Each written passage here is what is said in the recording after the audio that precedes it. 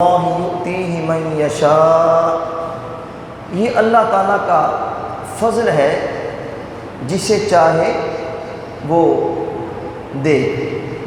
واللہ واسع علیم، اور اللہ وسعت والا، علم والا ہے۔ احباب ذی وقار، کچھ چیزیں زبان سے بیان کرنے کی ہوتی ہیں اور کچھ چیزیں نجی محافل میں بیان کی جاتی ہیں۔ ہمارے ہاں رواج یہ ہے کہ ہم علماء کی فضیلت ممبروں پر تو بیان کرتے ہیں، لیکن نجی محافل ہماری اس سے محروم ہے۔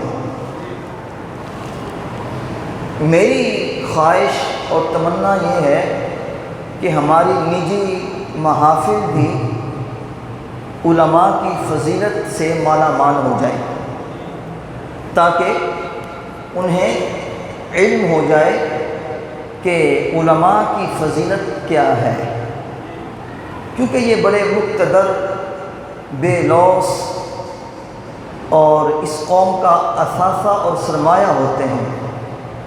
علماء، ائمہ کرام، مؤذنین، ان کی ایک ایک سانس ملک و ملت کے لیے سرمایہ ہے۔ بڑے قیمتی لوگ ہوتے ہیں یہ لوگ، اور آپ نے دیکھا ہوگا اذان اور جماعت کے معاملے میں، مسجد کے معاملے میں یہ لوگ کبھی سستی نہیں کرتے، اور حالانکہ اس پرفتن دور کے اندر جتنی محدود اور قلیل تنخواہیں علماء کی ہیں، ائمہ کرام اور مؤذنین کی ہیں، شاید ہی کسی کی ہوں۔ آپ احباب یہ بھی بخوبی جانتے ہیں کہ بڑے بڑے ڈاکٹرز، بڑے بڑے لاکھوں سے اوپر ان کی تنخواہیں ہیں، نچلے طبقے سے لے کے اوپر کے طبقے تک تمام لوگ پاکستان کے اندر ہیں جو احتجاج وغیرہ کرتے ہیں کہ یہ ہماری تنخواہیں بڑھائی جائیں، لیکن آج تک مجھے کوئی شخص ایک بھی بتا دے علماء نے، ائمہ کرام نے، مؤذنین نے اپنی تنخواہ کے لیے کبھی احتجاج کیا ہو؟ آج تک کبھی ایسا نہیں ہوا۔ اس لیے یہ لوگ بڑے قدردان ہوتے ہیں، مگر قدر صرف وہی کرتے ہیں جو جانتے ہیں۔ اس لیے اللہ پاک انہیں ثابت قدمی عطا فرمائے اور بہترین اپنی بارگاہ سے اس کا اجر عطا فرمائے۔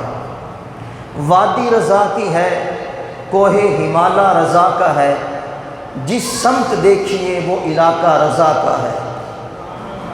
اعلیٰ حضرت عظیم البرکت امام اہل سنت، پروانہ شمع رسالت، مجدد دین و ملت، قاطع بدعت، حامی سنت، الحافظ القاری الحاج الشاہ امام احمد رضا خان فاضل بریلوی رحمۃ اللہ تعالی علیہ، آپ کی شخصیت پر لوگ گرد ڈالنے کی کوشش کرتے ہیں، مگر اللہ تعالیٰ بڑا بے نیاز ہے، جس کو چاہتا ہے بے حساب عزت عطا فرماتا ہے، جس کو چاہتا ہے بے حساب شان عطا فرماتا ہے۔ کچھ ہمارے اندر بھی کمی کوتاہی ہے، غلطی ہے، ہم اتنی محنت نہیں کرتے جتنی گرد ڈالنے والے کرتے ہیں۔ اگر ہم کچھ تھوڑی سی جد و جہد کر لیں تو ان کے چہرے صاف کر کے لوگوں کے سامنے ہم پیش کر سکتے ہیں۔ تو آج کے خطبہ جمعۃ المبارک کے اندر سیدی اعلیٰ حضرت امام اہل سنت امام احمد رضا خان فاضل بریلوی رحمۃ اللہ تعالی علیہ آپ کی شخصیت پر گفتگو ہوگی۔ اصل مقصد یہ ہے کہ ہم نے لوگوں کو بتانا ہے ہمارے امام کی شخصیت کیا ہے، وہ کس ہستی کے مالک تھے، کتنے بڑے عالم تھے۔ اس سے پہلے یہ سن لیجیے، خواجہ شیخ الاسلام خواجہ قمر الدین سیالوی رحمۃ اللہ تعالیٰ علیہ، آپ فرماتے ہیں کہ اعلیٰ حضرت امام احمد رضا خان رحمۃ اللہ تعالیٰ علیہ کسی سلسلے کے امام کا نام نہیں، بلکہ وہ تو پوری اہل سنت کے امام کا نام ہے۔ کسی ایک سلسلے کے امام نہیں ہیں، پوری اہل سنت و جماعت کے آپ امام ہیں۔ سیدی اعلیٰ حضرت اپنے وقت کے مجدد ہیں، انہوں نے دین کی تجدید کی ہے، اور آج آپ کے تجدیدی کارناموں کو دیکھا جائے گا، اور وہی میں آپ کے سامنے پیش کروں گا۔ برادران اسلام، سیدی اعلیٰ حضرت رحمۃ اللہ تعالیٰ علیہ 1856 کو بریلی شریف میں پیدا ہوئے، اور 25 صفر المظفر بمطابق 28 اکتوبر 1921 جمعہ کے دن جب اذان ثانی ہو رہی تھی تو آپ اذان کے کلمات کے ساتھ ساتھ جوابات دے رہے تھے۔ 2:28 پر جب مؤذن نے کہا حی علی الفلاح، تو سیدی اعلیٰ حضرت نے اس جہان فانی میں اپنا مشن جو اللہ نے انہیں دیا تھا اسے چھوڑ کر اس جہان باقی کی طرف تشریف لے گئے۔ انا للہ و انا الیہ راجعون۔ اور سیدی اعلیٰ حضرت رحمۃ اللہ تعالیٰ علیہ، آپ کے آباء و اجداد کے بارے میں آتا ہے کہ جو لاہور کا شیش محل ہے یہ انہی کی ملکیت تھی، انہی کی پراپرٹی تھی۔ تو پھر آپ کے آباء و اجداد نے آ کے بریلی شریف کو فتح کیا، اور یہیں پر اقامت پذیر ہو گئے، یہیں پر رہنے لگ گئے۔ اعلیٰ حضرت کے پردادا جان دنیاوی عہدوں کو چھوڑ کر آپ نے ایک درویش کے ہاتھوں میں ہاتھ دیا اور بیعت ہو گئے، نسبت اختیار کر لی۔ مورخین لکھتے ہیں کہ اس کے بعد اعلیٰ حضرت کے آباء و اجداد کا گھرانہ حضور کے دیوانوں کا گھرانہ بن گیا، حضور کے عاشقوں کا گھرانہ بن گیا۔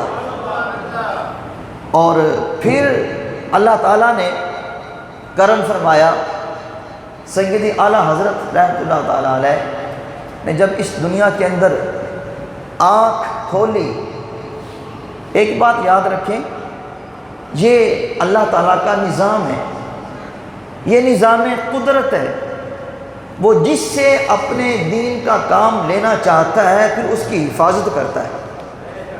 واللہ یختص برحمتہ من یشاء، اللہ تعالیٰ جسے اپنی رحمت سے چن لیتا ہے، اللہ تعالیٰ اسے پھر اپنی رحمت سے چن لیتا ہے، جس سے دین کا کام لینا ہوتا ہے اس کی حفاظت کرتا ہے، ہر میدان میں، ہر فیلڈ میں اس کی حفاظت کرتا ہے۔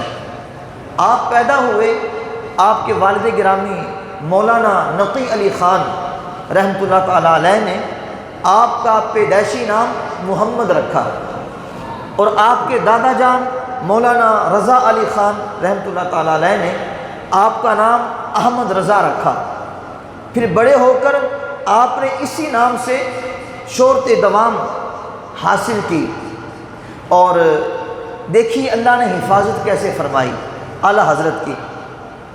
کتابوں میں آتا ہے ابھی آپ 3.5 سال کے تھے کہ بریلی شریف کے ایک جسولی محلہ کے اندر سے اپنے گھر سے آپ چھوٹی سی دکان سامنے گھر کے تھی، کچھ پیسے لے کے لفافہ لینے کے لیے نکلے، کرتا نیچا پہنا ہوا تھا۔ تو جب لفافہ لے کر واپس آ رہے تھے نا، تو کیا دیکھا؟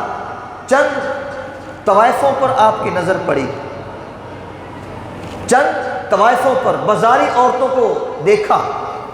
اس معصوم بچے نے، بچے کی عمر کیا ہوتی ہے؟ 2.5-3 سال، چھوٹی سی عمر، بندے کو شعور ہی نہیں ہوتا، لیکن جس کی اللہ حفاظت کرتا ہے اس کو خاص کر لیتا ہے۔ جب اس معصوم بچے نے ان طوائفوں کو دیکھا، پہلی نظر پڑی نا، فوراً اپنے کرتے کا دامن اٹھا کے آنکھوں کو ڈھانپ لیا۔ ان کا لباس بےہودہ تھا، بازاری عورتیں تھیں، وہ اپنی مستیاں کرتی آ رہی تھیں۔ اس بچے نے دیکھا تو اپنی آنکھوں کو ڈھانپ لیا۔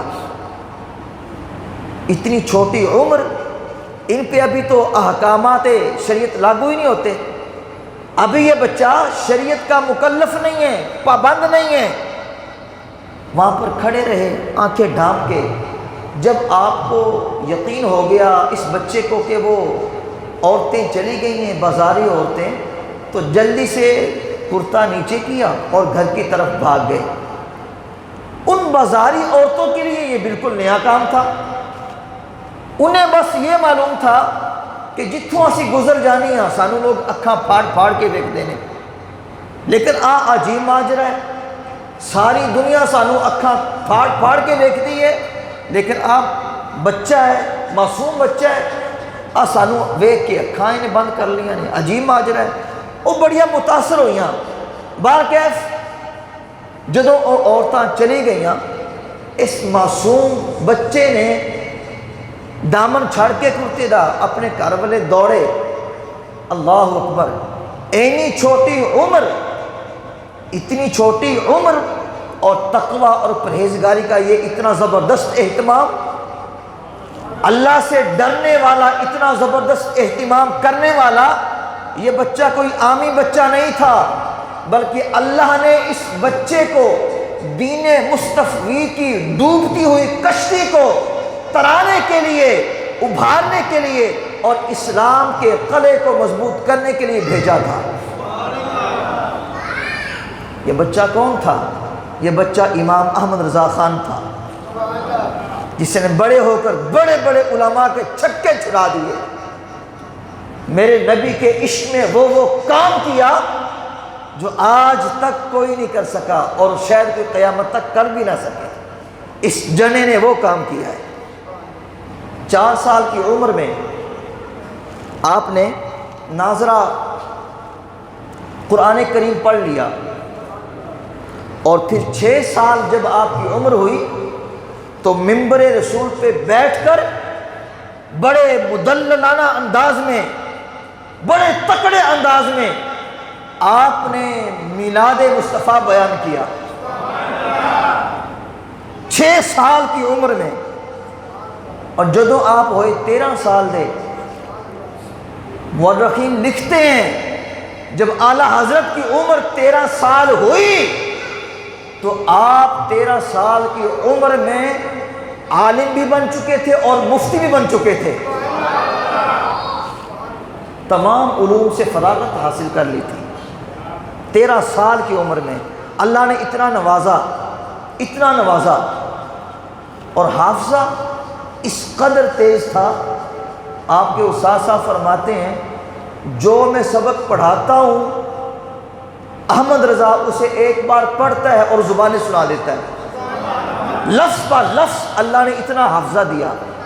اللہ اکبر، ماشاءاللہ اب تو پاکستان بن چکا ہے، پاکستان آزاد ملک ہے، اور ہم بھی اس آزاد ملک کے اندر دین کے معاملے میں جیسا چاہیں ہم عمل کر سکتے ہیں، کوئی ہمارے لیے پریشانی نہیں ہے، لیکن آج بھی ہمارے اندر بہت ساری ہندوانہ رسمیں ہیں، مشرکانہ رسمیں پائی جاتی ہیں، بعض لوگوں کے عقائد اور نظریات ان سے ملتے ہیں، لیکن سیدی اعلیٰ حضرت چونکہ مجدد وقت تھے، جب بھی کوئی دین پر گرد آ کے پڑتی تھی احمد رضا فوراً اس گرد کو صاف کر کے، دین کو صاف ستھرا کر کے دنیا کے سامنے پیش فرما دیتے تھے۔ مجدد کہتے اسے ہیں جو دین کو صحیح چہرے میں، صحیح رخ کے اندر لوگوں کے سامنے پیش کرے۔ تو آپ نے وہ تمام باتیں مد نظر رکھتی ہوئی آپ نے اسے دین کو دنیا کے سامنے پیش کیا، قلم سے لکھا، قیامت تک لکھ کے جو اصل دین تھا آپ نے پوری امت مسلمہ کے سامنے اسے پیش فرمایا۔ اچھا جی، آپ کیونکہ یہ سب باتیں اس لیے کرتے تھے، بہت بڑے عالم تھے۔ یہاں پر یہ میں بات سمجھا کے پھر آگے چلتا ہوں۔ علوم کی بہت ساری قسمیں ہیں۔ مثال کے طور پر ایک ڈاکٹر ناک کا اسپیشلسٹ ہوتا ہے، ایک کان کا اسپیشلسٹ ہوتا ہے، ایک جلد کا اسپیشلسٹ ہوتا ہے۔ جو ڈاکٹر جس کام کا اسپیشلسٹ ہے وہ اسی کی میڈیسن دیتا ہے، اس کے علاوہ کسی کی میڈیسن نہیں دیتا۔ لیکن قربان جاؤں، سیدی اعلیٰ حضرت 70 علوم کو جانتے تھے، 70 علوم پر مہارت رکھتے تھے، اور 30 کے قریب PhD کے مقالے لکھے گئے، اور پوری دنیا کی بڑی بڑی یونیورسٹیاں حتیٰ کہ نیو یارک امریکہ نے سیدی اعلیٰ حضرت کے جو سائنسی نظریات ہیں ان کو تسلیم کیا ہے۔ اتنے بڑے آپ عالم تھے۔ آپ دور نہ جائیں، ہمارے پاکستان کے سب سے بڑے سائنسدان، موثر پاکستان، فخر پاکستان، عزت مآب جناب ڈاکٹر عبدالقدیر خان صاحب زیدہ مجدہ، وہ ہمارے ہیرو ہیں۔ اب مقتدر جو حکمران ہیں انہوں نے تو ویسے ان کو زیرو بنا دیا ہے، لیکن وہ حقیقت میں ہیرو ہیں۔ جو زیرو تھے انہوں نے ان کو ہیرو بنا دیا ہے، جو ہیرو تھے ان کو زیرو بنا دیا، الٹ کام کر رہے ہیں۔ مگر ایک گل یاد رکھنا، جیڑا ہیرو وہ ہیرو ہی ہے، تے جیڑا زیرو ہے وہ زیرو ہی ہے۔ پاویں جناب جو مرضی ٹین نہ لو، کتاباں چ اپنے مضمون دے لو، میں کہا بچے لگ دے ہو۔ جس جنے نے، جس میرے نبی کے غلام نے ہمیں انڈیا کی آنکھوں میں آنکھیں ڈالنے کے قابل بنایا ہے، اس مرد مجاہد کا نام ڈاکٹر عبدالقدیر خان ہے۔ قیامت تک ہمارا ہیرو رہے گا، محسن پاکستان رہے گا۔ اچھا جی، انہوں نے مضمون لکھا 2 سال قبل، ڈاکٹر صاحب نے۔ آپ فرماتے ہیں کہ میں جس عالم سے سب سے زیادہ متاثر ہوں اس کا نام احمد رضا ہے۔ مجھے جس چیز کی طلب ہوتی ہے میں تعلیمات رضا کے اندر پڑھتا ہوں، مجھے اللہ تعالیٰ وہ چیز عطا فرما دیتا ہے۔ یہ کون کہہ رہے ہیں؟ ڈاکٹر عبدالقدیر خان صاحب فرما رہے ہیں۔ اللہ اکبر۔ اچھا، ہم لوگ مرعوب ہو جاتے ہیں، کبھی امریکہ سے، کبھی یورپ سے، کبھی کسی گورے سے، کبھی کسی عیسائی سے۔ یہ مرعوب ہو جانا یہ بھی بہت بڑا فتنہ ہے، بہت بڑا فتنہ ہے۔ ہمارے جو یہ مقتدر ہیں، جو بڑے بڑے عہدوں پر بیٹھے ہوئے ہیں جوہلا، آپ روز ان کو دیکھتے ہیں، یہ کیا کرتے ہیں؟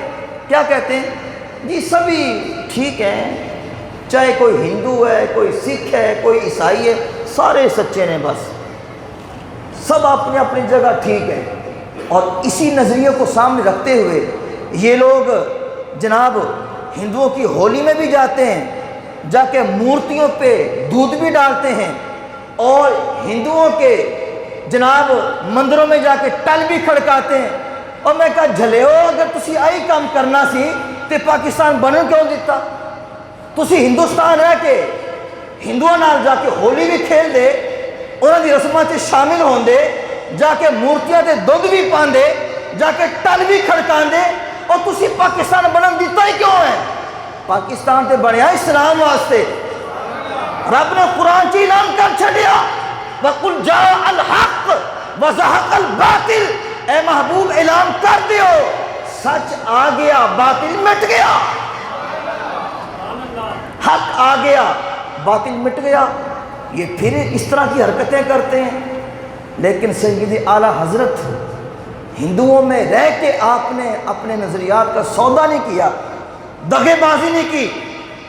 کسی نے آپ کو سوال کیا کہ اے اعلیٰ حضرت، یہ جو ہندوؤں کی ہولی میں مٹھائی تقسیم کی جاتی ہے، اسے کھانا جائز ہے؟ گل بڑی وڈی ہے جی، تے دل تے لکھن والی گل ہے، کھانی جائز ہے؟ یہ تو ہم نے علماء سے سنا ہے کہ کافر کا ذبیحہ، جسے کافر ذبح کر دے، وہ کھانے کی اجازت نہیں، حرام ہو جاتا ہے۔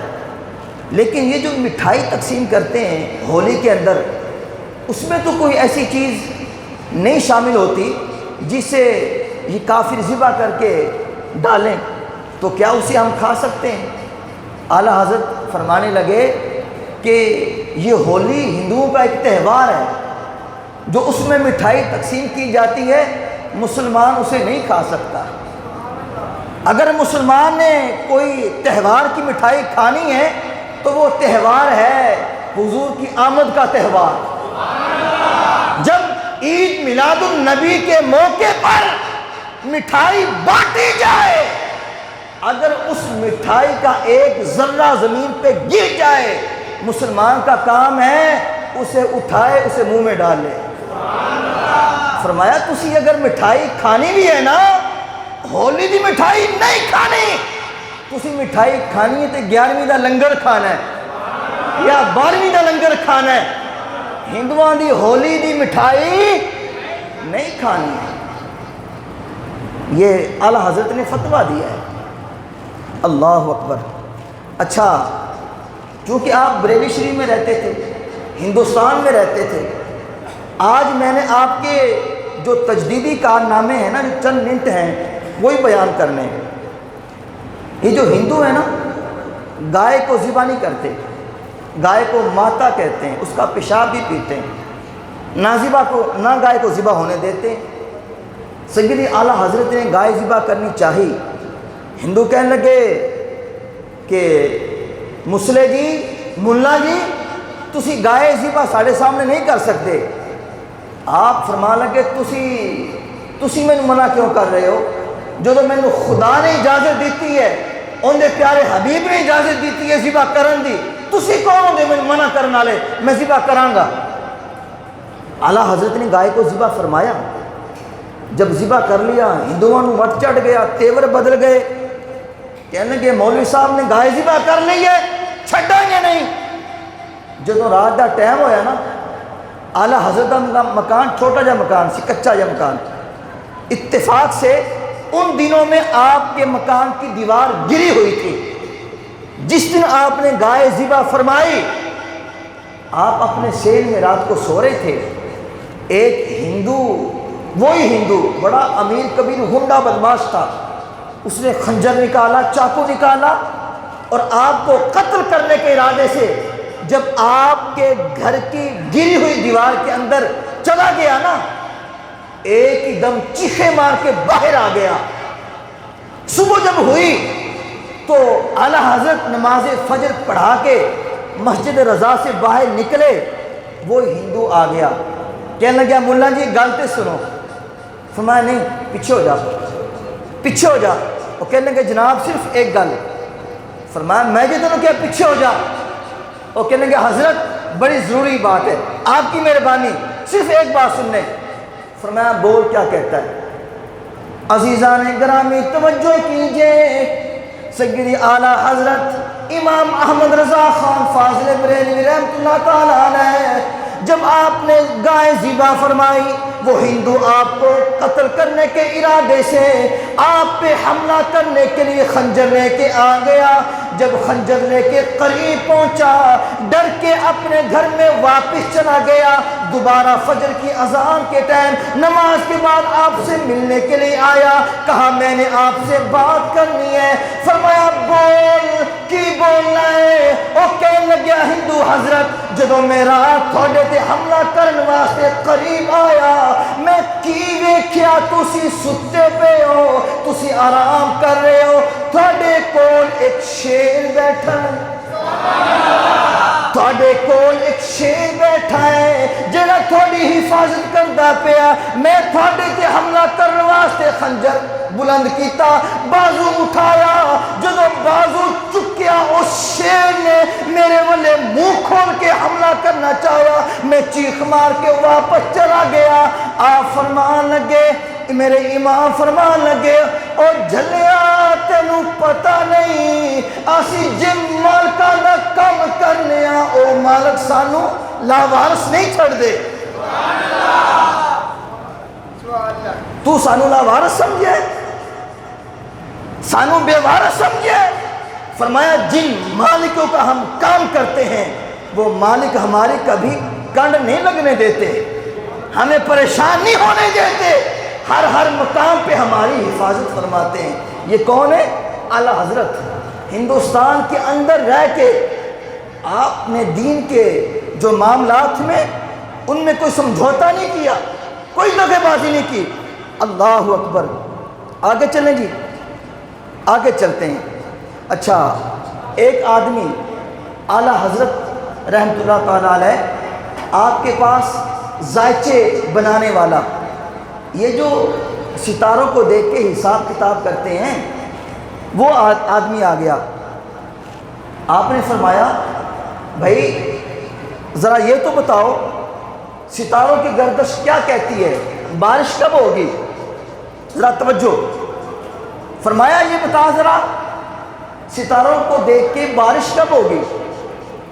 اس نے حساب کتاب لگایا اور کہنے لگا کہ ملا جی بارش کم از کم جو ستاروں کی بندش ہے نا بتا رہی ہے 1 مہینے تک بارش نہیں ہو سکتی، 1 مہینے کے بعد ہوگی، اس سے پہلے بارش نہیں ہو سکتی۔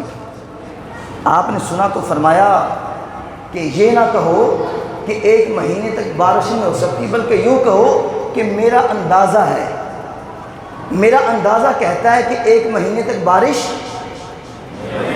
نہیں ہوگی، نہیں ہوگی، کیونکہ اللہ تعالیٰ ہر چیز پہ قادر، چاہے ابھی بارش فرما دے، اس کے لیے کون سی مشکل ہے؟ وہ کہنے لگا جی وہ تو ٹھیک ہے، لیکن جو یہ ستاروں کی بندش اور گردش ہے نا وہ تو یہی بتا رہی ہے کہ 1 مہینے تک بارش نہیں ہو سکتی۔ آج کل تو لوگوں نے لوٹ سیل لگائی ہوئی ہے، پیر صاحب کہتے ہیں جو میں نے کہہ دیا وہ ہو کے رہے گا۔ ہر پیر ہی جناب غوث اعظم بنا بیٹھا ہے، ہر پیر غوث اعظم بنا بیٹھا ہے۔ اللہ اکبر۔ تو اعلیٰ حضرت کے پاس ایک گھڑی تھی، فرمایا ہاں بھائی ٹائم کتنا ہو گیا؟ وہ کہنے لگا جی 12 بج گئے۔ آپ نے سوئی نو گھماتا 2 بج گئے۔ فرمایا ہون کتنا ٹائم ہو گیا؟ وہ کہنے لگا جی ہون 2 بج گئے، تو سوئی نو گھمایا ہے۔ فرمایا او خالق و مالک ہے، ستارے بھی اس کے ماتحت ہیں، سب کا مالک ہے، جب وہ چاہے گا سوئی گھما دے گا، جب چاہے گا سوئی گھما دے گا، بارش آ جائے گی۔ وہ کہنے لگا نہیں جی ٹھیک ہے، تھوڑی اپنی تحقیق ہے، لیکن چونکہ میں یہ علم جانتا ہوں اس لیے میرا علم یہی کہتا ہے 1 مہینے تک بارش نہیں آ سکتی۔ اچھا، یہ جو تھوڑے سے پڑھ لکھ جاتے ہیں نا یہ لوگ اڑ جاتے ہیں، علماء سے کہتے ہیں آپ کی تعلیم کتنی ہے؟ میں کہتا ہوں اگر میٹرک پاس کر لی ہے تو علماء سے بات کر رہا ہے جو فاضل آدمی ہے، جس نے درس نظام میں کیا ہوا ہے۔ میں کہا تیری ایم اے سے کہیں اونچا مقام ایک عالم دین کا ہے، وہ الگ بات ہے۔ دنیاوی نظر کے اندر جسے دنیا پسند کرتی ہے وہ ایک ایم اے پاس جس کا جناب عہدہ ہو، منصب ہو۔ میں کہا جلیا دنیاوی نظر سے تیرا مقام ہے، لیکن نگاہ مصطفیٰ میں جس کا مقام ہے وہ ایک عالم دین ہے، وہ حضور کا دیندار ہے، اس کا مقام ہے، دنیا دار کا مقام نہیں ہے۔ تو وہ اڑ گیا، کہنے لگا جی نہیں ٹھیک ہے، تسی تھوڑی اپنی تحقیق ہے، میری اپنی تحقیق ہے، لیکن بارش 1 مہینے تو بعد ہی ہونی ہے۔ وہ کہنے لگا آپ نے پھر فرمایا کہ یوں کہہ کہ میرا اندازہ ہے، میرا اندازہ ہے، باقی تو اللہ تعالیٰ ہر چیز پہ قادر ہے۔ وہ کہنے لگا جس کوئی دلیل دو، کوئی دلیل دو۔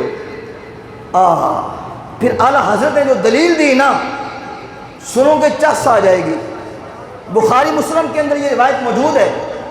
اعلیٰ حضرت نے دلیل دی، سنیے عزیزان گرامی، میرے پاک نبی صلی اللہ تعالیٰ علیہ وآلہ وسلم تشریف فرمائے. ایک صحابی آیا کہنے لگا یا رسول اللہ بارش نہیں ہو رہی دعا فرما دیو. جنہیں جانور نے پیاسے مردے پہنے سبزہ ختم ہو رہا ہے. حضور جڑے تھوڑے غلام نے انہاں واسطے مسئلے مسائل کھڑے ہوندے پہنے ذرا دعا فرما دیو. کافی عرصہ بیت گیا بارش نہیں آئی. حضرت انس رضی اللہ تعالیٰ عنہ فرماندے نے میرے پاک نبی نے دعا کے لیے ہاتھ اٹھائے.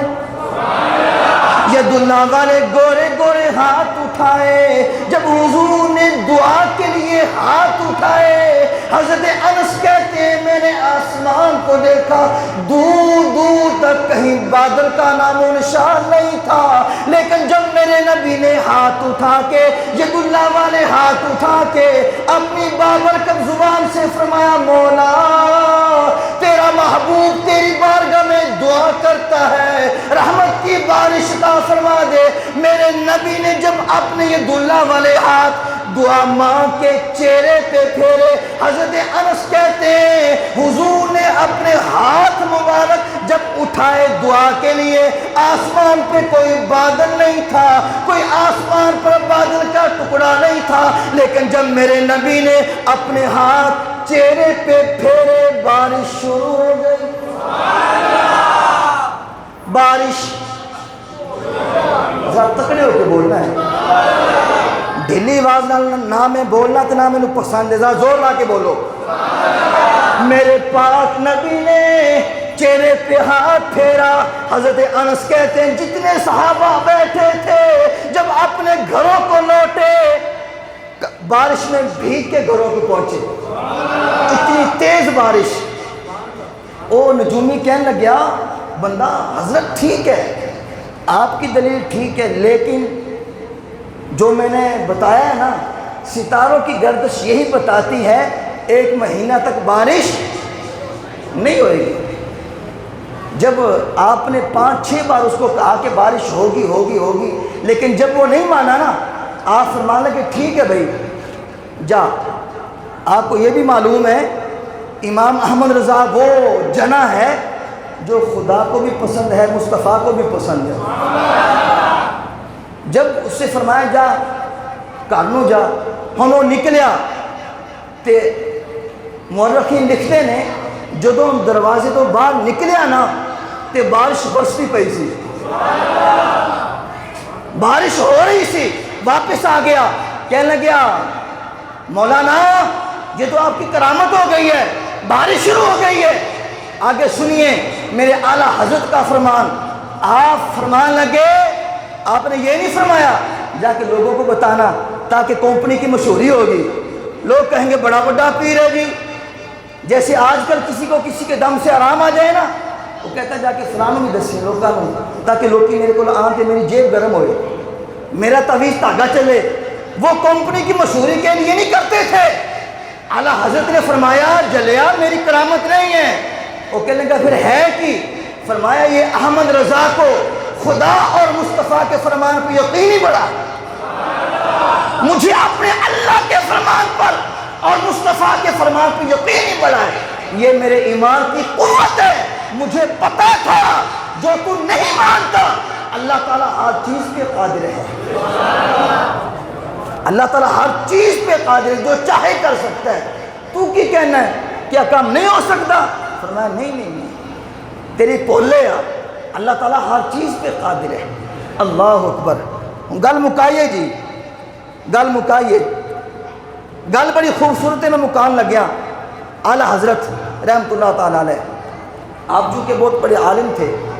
آپ کے بارے میں آتا ہے کہ آپ نے لوگ کہتے ہیں دوسرے مخالفین کہتے ہیں مگر ایک بات یاد رکھنا جیڑا بندہ معاشرے سے بڑا ہوئے گا نا ان دے مخالفین بھی اور نہیں ہوں گے. جنہ بندہ بڑا ہوئے گا انہیں مخالفین زیادہ ہوں گے چاہے دنیاوی فیلڈ ہے چاہے دین دی فیلڈ ہے. گل بالکل بجائے. اعلیٰ حضرت رحمت اللہ تعالیٰ علیہ آپ کے بارے میں کہتے ہیں لوگ دوسرے کہتے ہیں مخالفین کہ آپ نے تو کفر کی مشین لگائی ہوئی تھی. ہر بندے پہ فتویٰ ہر بندے پہ فتویٰ. میں کیا ہر بندے پہ فتویٰ نہیں لگاتے تھے. فتویٰ اسی کے خلاف لگاتے تھے جو کفر کرتا تھا۔ اب میں مثالیں دینے لگا ذرا غور کے ساتھ، آخری بات ہے اور بڑی قیمتی اور وزنی بات ہے۔ ایک مولوی صاحب نے لکھا اس دور میں، بڑا بڑا مولوی سی، کوئی انہوں ہاتھ نہیں پاندہ سی، انہوں نے لکھا کہ اگر حضور علیہ السلام کے بعد کوئی نبوت کا دعویٰ کر دے تو حضور کی ختم نبوت پہ کوئی حرف نہیں آئے گا، معاذ اللہ۔ اس نے یہ لکھا، جب اعلیٰ حضرت نے اس کی تحریر پڑھی فوراً آپ نے خط بھیجا، فرمایا بھول گیا تو بھول گیا ہے، قرآن نہیں پڑھا؟ ما کان محمد ابا احد من رجالکم ولکن رسول اللہ و خاتم النبیین۔ فرمایا توبہ کر، خاتم النبیین حضور کی ذات ہے، حضور کے بعد کوئی نبی نہیں آ سکتا۔ وہ کہنے لگا میں صحیح لکھا، فرمایا تو کافر ہو گیا، جیڑا حضور تو بعد مننے نبی آئے گا وہ مسلمان رہندا ہی نہیں ہے، کافر ہو گئے ہیں۔ اچھا جی، ایک مولوی صاحب اور اٹھے، وہ کہنے لگے جی اللہ تعالیٰ ہر چیز پہ قادر ہے، ان اللہ علی کل شیء قدیر، اللہ تعالیٰ جھوٹ بھی بول سکتا ہے، معاذ اللہ ثم معاذ اللہ۔ اب مجھے آپ بتائیں ایک بات سے، جو بندہ اللہ تعالیٰ کے بارے میں یہ عقیدہ رکھے جھوٹ بول سکتا ہے، اسے کیا پھر مسلمان ہار ڈالیں گے؟ ذرا تکڑی بات نہ بولو یار۔ جو بندہ کہے اللہ جھوٹ بول سکتا ہے، اس کے بارے میں ہمارا اچھا خیال ہوگا؟ تو آپ نے خط لکھا ہو بندے دا پتر بن جا، بھول گیا ہے یا کوئی چیز پی کے عبارت لکھی ہے؟ توبہ کر کہ یہ عبارت غلط ہے، اللہ تعالیٰ اس سے پاک ہے، اللہ تعالیٰ ہر چیز پہ قادر ہے مگر جھوٹ نہیں بول سکتا۔ وہ کہنے گا نہیں میں صحیح لکھا ہے، فرمایا تو بھی کافر ہے، پاویں جتنا مرضی مولوی ہیں، لیکن احمد رضا کی نظر میں تو زیرو ہے، زیرو سے بھی نیچے۔ ایک مولوی اور اٹھا، وہ کہنے لگیا جیسا حضور کا علم ہے ایسا علم تو جانوروں کے پاس بھی ہے، پاگلوں کے پاس بھی ہے، معاذ اللہ۔ حضور کا علم معاذ اللہ جانوروں جیسا ہے، پاگلوں جیسا ہے۔ آپ نے پھر لکھا توبہ کر ظالمہ، کیوں کافر ہو کے مرنا ہے، تیری عبارت غلط ہے۔ وہ کہنے لگا نہیں میں نے صحیح لکھا، فرمایا تو بھی کافر ہو گیا ہے۔ چوتھا بندہ ایک اور اٹھا، وہ کہنے لگیا کہ اگر نماز میں گدے بیل کا خیال آ جائے تو نماز نہیں ٹوٹتی، اگر حضور کا خیال آ جائے تو نماز ٹوٹ جاتی ہے۔ استغفر اللہ۔ اس تحقیق کیا لکھی؟ اگر نماز میں گدے بیل کا خیال آئے گا تو عزت سے نہیں آئے گا، تعظیم سے نہیں آئے گا، اگر حضور کا خیال آئے گا تو عزت سے آئے گا، لہٰذا نماز میں غیر خدا کی تعظیم کرنا حرام ہے، یہ نماز ٹوٹ جائے گی۔ میں کہا کیا بات تھوڑے علم دی، میں کہا جڑا علم حضور دے آداب نہ سکھاوے نا اس عالم تے لعنت ہے، پاویں عالم ہوئے پاویں عام آدمی ہوئے، جو حضور کا ادب نہ سکھا سکے اس سے کمینہ بندہ کائنات میں کوئی پیدا ہی نہیں ہوگا۔ جب اس نے کہا نا نماز میں حضور کا خیال آ جائے تو نماز ٹوٹ جائے گی، میرے سید اعلیٰ حضرت وجد میں آ گئے۔ آپ نے فرمایا تم کہتے ہو اگر نماز میں حضور کا خیال آ جائے نماز ٹوٹ جاتی ہے، احمد رضا کہتا ہے جب تک نماز میں حضور کا خیال نہ آئے نماز ہوتی نہیں۔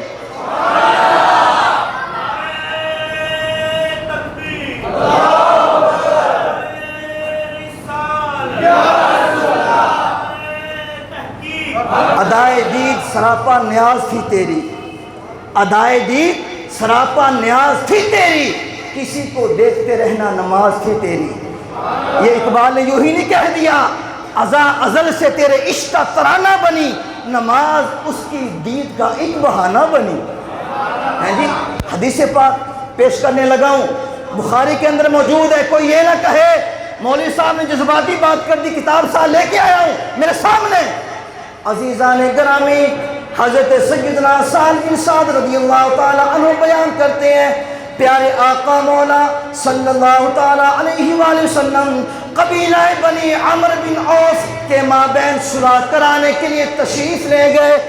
آپ کو آتے آتے دیر لگ گئی، نماز کا وقت ہو گیا، بلال حبشی نے اذان پڑھی، اذان کے بعد اقامت پڑھی، صحابہ کو پتا تھا حضور کے بعد جس ہستی کا مقام ہے اس کا نام ابو بکر صدیق ہے۔ اگر حضور کہیں آگے پیچھے ہوں گے اس کے بعد جو مقام ہے وہ ابو بکر صدیق کا ہے۔ جناب صدیق اکبر سے بلال حبشی نے کہا حضرت حضور لیٹ ہو گئے لہذا آپ مصلی رسول پہ آ کے نماز پڑھائیے۔ حضرت صدیق اکبر نے کہا اللہ اکبر، نماز شروع ہو گئی، ابھی نماز مکمل نہیں ہوئی تھی میرے کریم نبی تشریف لے آئے۔ یار انہاں کے ذرا تکڑے ہو کے زور لاؤ کیا جڑی نا دورو دیوار مسجد ہے قیامت تک گواہیاں دین حضور دے عاشق بیٹھے نے۔ ابھی صدیق اکبر نماز پڑھا رہے تھے، دوران جماعت حضور تشریف لے آئے۔ جب حضور تشریف لائے آپ آ کے صفوں میں شامل ہو گئے۔ صحابہ نے دیکھا حضور آ گئے، حضور آ گئے، دل کو سرور آ گئے۔ ہائے ہائے جب حضور تشریف لے آئے صحابہ نے دیکھا تے کھبے آدھی ہتھیلی ہوتے سجی آدھی دائیں ہاتھ کی ہتھیلی بائیں ہاتھ کی پشت پر تصفیق کہتے ہیں یوں کیا، یوں زور سے اشارہ کیا۔ مطلب کیا؟ صدیق اکبر سمجھ جائے حضور آ گئے، آپ سمجھ جائے حضور آ گئے۔ یہ کب کام ہو رہا ہے؟ نماز کے علاوہ کی بات نہیں ہے، بخاری کے حدیث ہے، مسلم کے اندر بھی ہے، نماز کے اندر صحابہ اور حضور آ گئے، حضور آ گئے۔ صدیق اکبر کی عادت تھی جب نماز پڑھاتے تھے نا بڑی خوشو خضو کے ساتھ، پتہ ہی نہیں ہوتا تھا کیا ہو رہا کیا نہیں ہو رہا، تو صدیق اکبر نے توجہ ہی نہیں کی۔ یہ کام بڑھ گیا، پہلے سے اور دگنا ہو گیا، مبالغہ ہو گیا۔ صدیق اکبر نے ہلکی سی آنکھ دائیں بائیں کی نا، دیکھا حضور آ گئے۔ حضور نے فرمایا ابو بکر اپنے مصلی پہ کھڑے رہو، نماز مکمل کراؤ۔ صدیق اکبر نے یوں کیا، پیچھے آ گئے، فرمایا نماز مکمل کراؤ، پیچھے آگے مصلی چھوڑ دیا، باقی نماز آ کے حضور نے پڑھائی۔